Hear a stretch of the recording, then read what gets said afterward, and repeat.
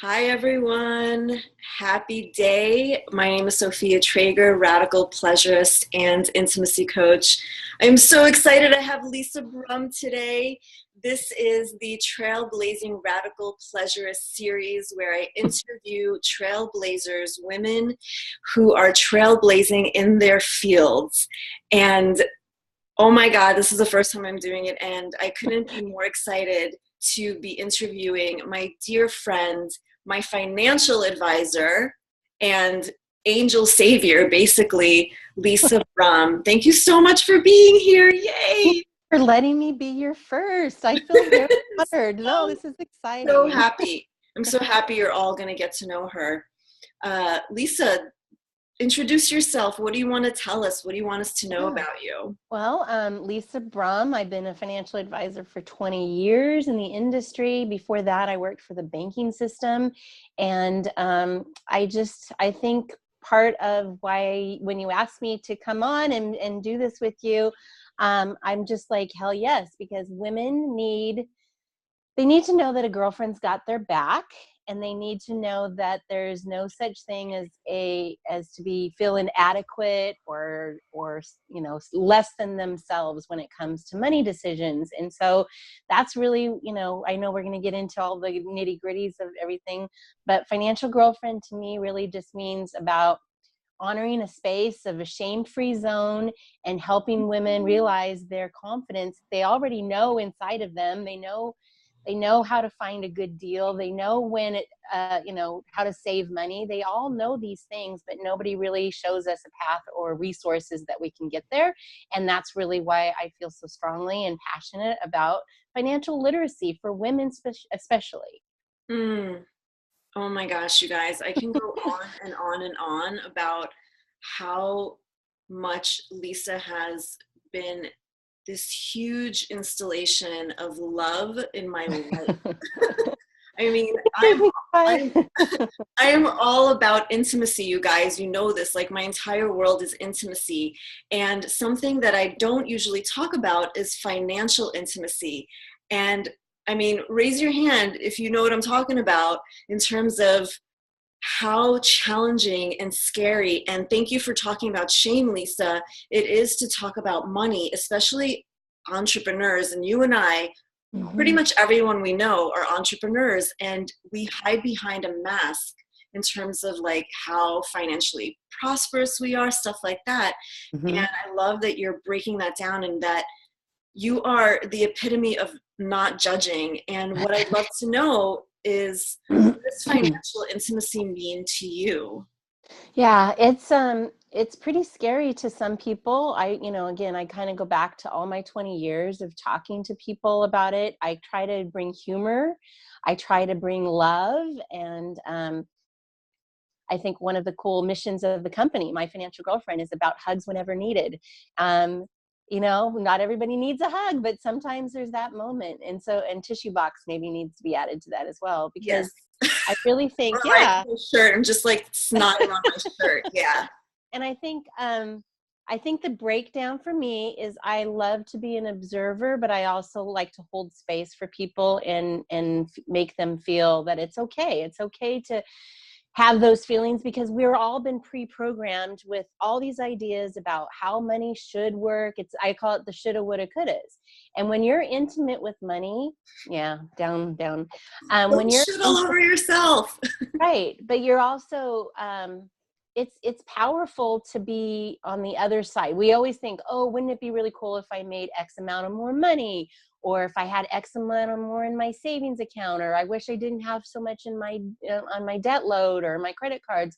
And yet when you do pay that final debt paid down, or when you get to a level in your bank account or your checking account, and you go, oh my gosh, now I'm set, or now I feel confident, and now I can move forward. And I think part of that intimacy is with yourself, going, you know what, I'm on a path. It's going to change. I can almost guarantee you, from one day to the next, something, I call it, that little crystal ball that I don't have, is something's going to happen, whether the washing machine breaks down, Mm. or you hurt yourself, or you have to come up with an extra an expense that you didn't think that was right on the horizon, and it shows up on your doorstep. And all of these things happen to everybody, and it doesn't matter how much money you make or don't make.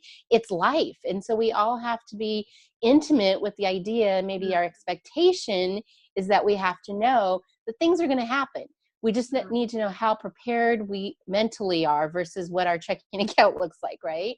And so when I talk about financial intimacy, and you and I have done things together that I love about intimacy and money and sex and all those things, we just have to know that it's okay to talk about. It's not something that we can hide behind necessarily. We choose to if we want to, but it doesn't really help anybody. Right. And and I hate to use I always use my daughter as an example, because I think of her being that, young woman that I really want to have some impression upon, and intimacy on all levels, body, mind, soul, inner heart, everywhere, has to be that you have to speak the truth. And you don't speak to the truth to everybody on Facebook, maybe, right, but you do speak it to the people that you can trust and you have confidence in and you respect. And I think honoring that is really my number one goal when it comes to intimacy with money, because I have women who will meet with me and they have a significant person or spouse in their life that helps them make money decisions, but I get the confidence in those rooms about, I don't feel good about that decision we made, doing this, but I just kind of went along with it. And so that to me is about keeping their confidence, but also guiding them towards their truth. What does their truth really mean? Oh my gosh. You and I do such similar things. Like when you say that, it makes me think of how you're helping women shift from pleaser to pleasure. Exactly.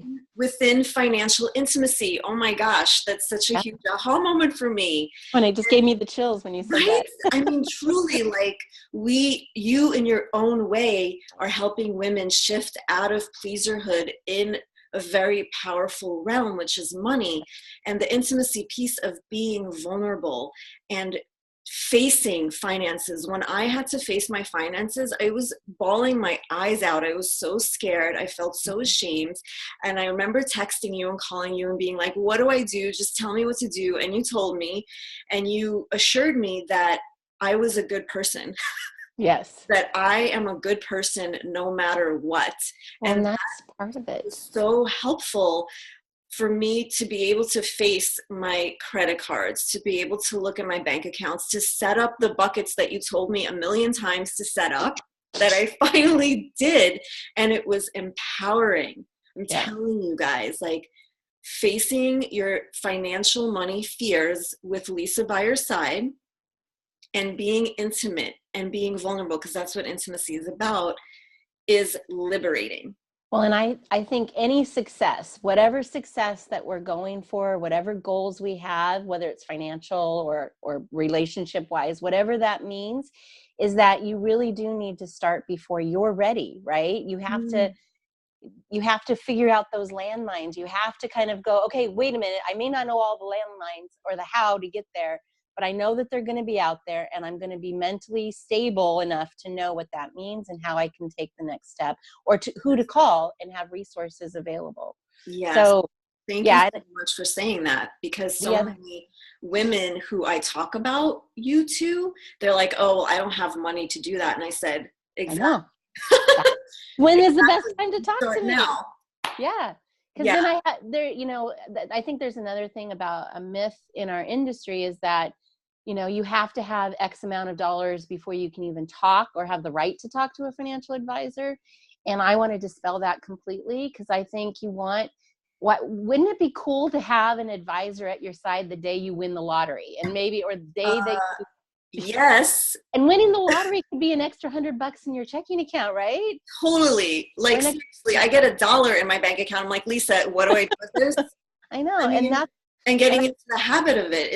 It's so, oh my gosh. And and for me, immediately, if I had someone who was like me for me, but I would want somebody to go, a cheerleader. I want somebody to go, you know, don't feel bad about where you're at. Let's just stake the ground you have today and start a plan to move forward. And whether that means zeros and lots of commas in a bank account, or it just means, hey, I have an extra $50. Where should I start? And how do I start? And that's really the key question that I always want to ask first. Yes. Yeah.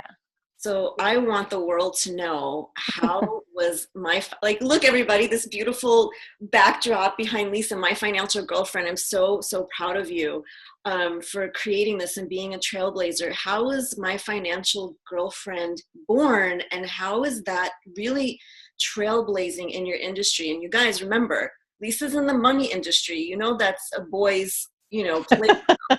So, Boys club. the boys club, that's what I was trying to think of. This is so important. So how was my financial girlfriend born? Well, I want to say that there's a lot of, as I've been talking more and being more visible with my financial girlfriend, is that there's a lot of women in the financial world that are coming up to me and they're finally saying, yes, we've got something to, you know, philosophy to live by. Because well, first of all, I'll just say financial girlfriend has been transformative over the last 2.5 years. I literally said the word, let me be your financial girlfriend, on a stage in Portland in front of 200 other networking mamas out there and entrepreneurs. That's how it happens. It was literally just like that's how it happens. It was a spur of the moment impromptu thing about in my mind, the tape that was running in my mind as I was staring at this microphone. I had 1 minute to say something, and I just said, I have to make it empowerful. I have to make it impactful. I have to make it funny. That's all I thought of. And I said, and it literally, as my name was pulled, I was walking up the steps to the stage. I felt like I was walking through cement. And all I could think of is get off stage as soon as you possibly can. You know, breathe, take a few sentences, and then get off stage. And so what I looked at the microphone and I just knew that we were all businesswomen in the room. And I said, hey guys, gals, we all go to lunch together. We have coffee together. Hell, we even go to the bathroom together. Why aren't we talking about money in our business with your financial girlfriend? I'll be over here for the rest of the evening. Come and say hi and give me a hug. And I walked off the stage and I was so grateful to be off that stage. Mic drop. And because I just didn't want to be the typical blah, blah, blah financial, you know, charts and graphs person. I didn't want to sell anything. I just wanted to be who I was, and how I want to approach people is very much about just becoming a friend and understanding and coming from a place of connection. Yeah. I mean, it's really beautiful and unheard of. And I mean, who in this field, in this world, takes the time to really sit down and hug somebody and hold their hands and look into their eyes and just sit with them and like you said, hold space. So important. I mean, if you guys don't understand how big this is, this is just, yes. And that's how it happens. It came from your soul. Like, so many times women were so afraid to stand up and to really speak, and all it takes is just speaking from our soul. It's not scripted. We don't have to practice it. It's just, this is it. Like, this is who I am, and here I am for you. That's all it takes, right?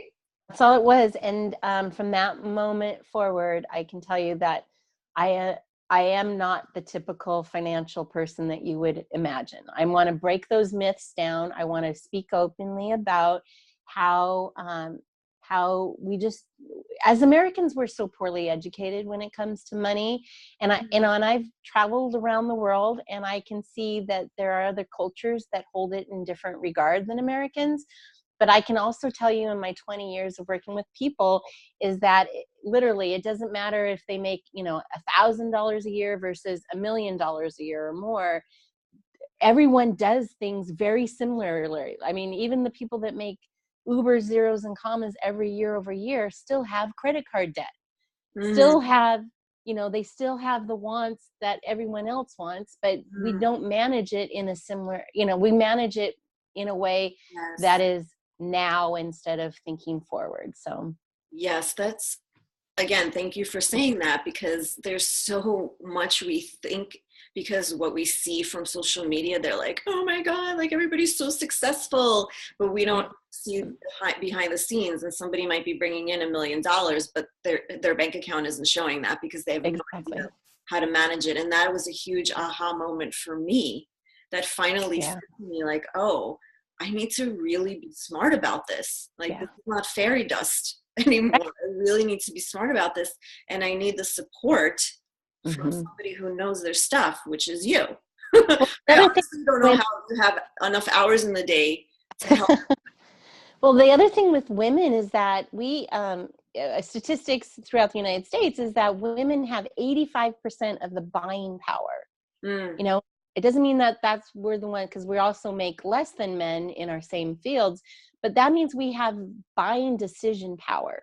And when we have that much power, and yet we still don't step forward and become visible for ourselves, then, you know, how does, it's a ripple effect. And that's why I always come up with the pebbles, is that we drop that one pebble, but all together as a collective, we can really start making bigger waves. And we tend to take care of our families, but we also want to reach out and take care of our communities.